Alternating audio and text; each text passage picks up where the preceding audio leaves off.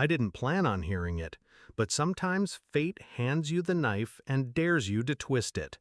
Her voice carried across the open patio, sharp and careless, dripping with a confidence she never showed me. I can dump him anytime. He's useless to me. Just a safety net. Laughter followed. Her coworkers, drunk on wine and gossip, egged her on.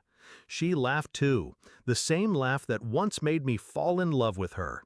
In that moment, the weight of our marriage collapsed. 12 years. Every sacrifice, every quiet compromise reduced to a punchline. I didn't storm in. I didn't beg. I just walked outside, pulled my phone from my pocket, and dialed one number. We met in college. She was magnetic, brilliant, and untouchable. I was the quiet one who watched from a distance until, one night, she chose me.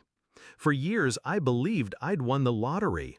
She said she loved my steadiness, my loyalty, my silence. But silence has its uses. Lately, I'd noticed cracks. Her late nights grew longer, her affection shorter. Her phone always tilted away from my eyes. I told myself not to jump to conclusions, but the truth has a way of bleeding through no matter how tight you bind it. And tonight, it bled like an open wound. The voice on the other end of my call belonged to her boss, a man I'd met twice, polished, calculating, the kind of man who didn't waste words. I didn't explain much, just repeated what I heard, her mocking me, her casual cruelty. But I added one detail she hadn't known I knew, a detail she thought she'd hidden: the affair. She wasn't just humiliating her to her coworkers, she was betraying the very man who signed her paychecks. I stayed outside, leaning against the brick wall, breathing in the night air. Calm, detached. I wanted her downfall to arrive without my presence contaminating it. 10 minutes later, I heard the shift. The glass doors swung open. Heavy footsteps cut through the chatter. His voice thundered across the party. "What did you do?" I stepped just close enough to see. He gripped her arm, his face twisted with fury. Her confident mask cracked. Her coworkers froze, wine glasses hovering in midair. She stammered something, but her boss wasn't listening. His eyes were locked on betrayal, professional and personal. Because she hadn't just been sleeping with a coworker, she'd been stupid enough to do it inside the company, under his nose, with someone he trusted. And now, in front of everyone, her empire collapsed.